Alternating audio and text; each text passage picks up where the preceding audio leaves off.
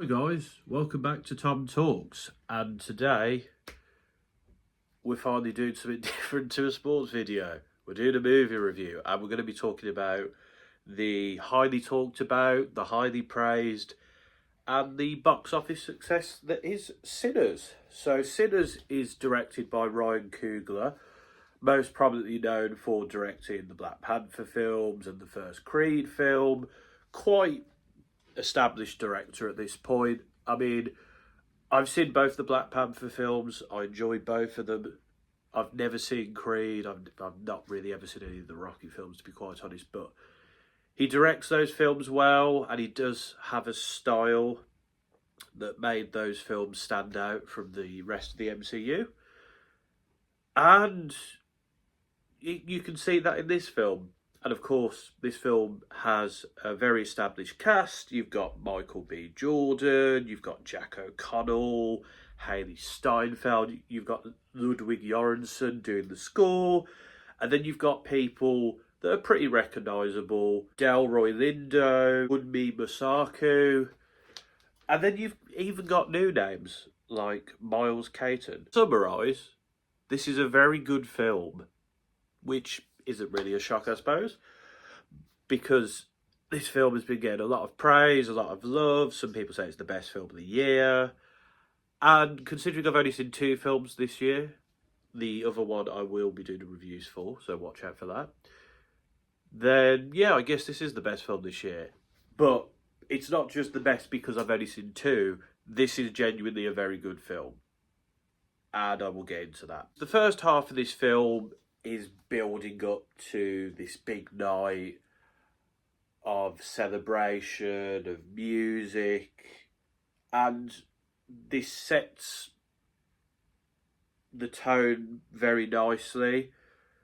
I think the use of music here is something I particularly like, and there's a particular scene which kind of focuses it initially on the person and the style of music they're playing, blues music, which is, and then it showcases what came after blues music. And I think it's a lovely scene to sort of highlight the power of your music, sort of the impact of where the music we know and love today came from, and a reminder that, you know, a lot of the music we know and love today did come from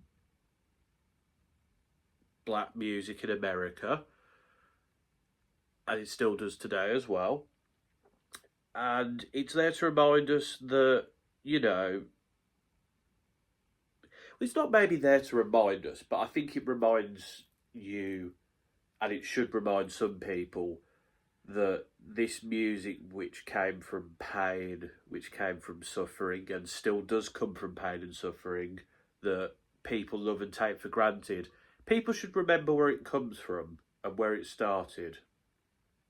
And I think certain people should remember that. But I think that the way music is used in this film is fantastic. It's like, I wouldn't call it a musical, but there is a lot of musical numbers here. And I think the contrast between blues music and the more sort of banjo-esque type music, they sort of, these two clashing ideologies, these two clashing styles of music, I think is a very interesting usage of music. Outside of that, I think the first half of the film is kind of like a period drama. There is themes of like racism here, and I think they are depicted quite well, sometimes more subtly. For example, there's a scene where they're getting some supplies from the shop, and you can hear somebody in the background going, "Ooh, back in the day, they never came on this side of the shops." And then other times, more obviously, in certain groups being present, let's say. And that all comes to a head at the end in a quite satisfying action scene. But for the most part, it sets up nicely. Michael B. Jordan plays two characters in this, the brothers Smoke and Stack, And yeah, you kind of forget that he's playing two characters during this film because he both plays these sort of brothers with similar desires but differing ways and different ideologies of getting there in a really good way. Michael B. Jordan puts a fantastic performance in here. Yeah, this is an Oscar-worthy performance in my opinion. We then have Miles Caton as Sammy. I can't believe this is this actor's first ever role because he knocks it out of the park, whether it be the singing performances or the action performances. And this character is kind of the main character. Like, to start with, it seems like Michael B. Jordan is, but as the film goes on and as we get towards the end, you realise this is the main character. And seeing his life and sort of the power of music, what the hold it has on him, and the sort of how it drives him throughout this, I think is very interesting. Jack O'Connell as Remick, the main villain of this, I think he's played really well. A really interesting character, somebody who's not like an archetypal villain. It's someone who's kind of is from somewhere else, but sort of looks at what's happening and kind of says to these people, look, you are being treated really badly. Come join me, be part of what I'm trying to do. I've been abused as well, you know. And it makes for a really interesting dynamic between sort of the protagonists and the side characters and him and the other opposing characters. Because while they are not the good guys, they too have been sort of frowned upon by similar characters that frowned upon our protagonist. I don't want to spoil too much.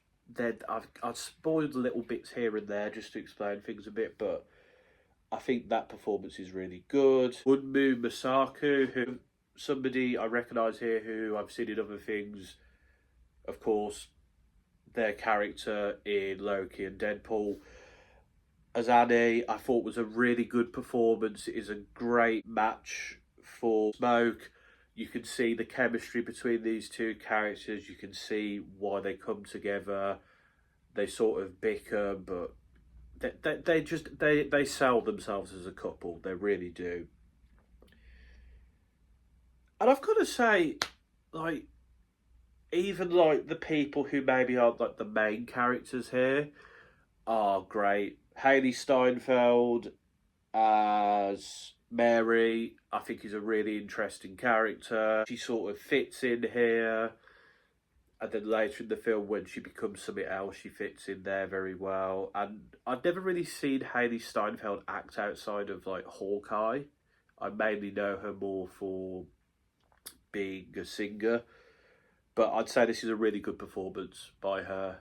And I think it's one of those ones where you may not have seen the potential of an actor, but it takes the right director to find that.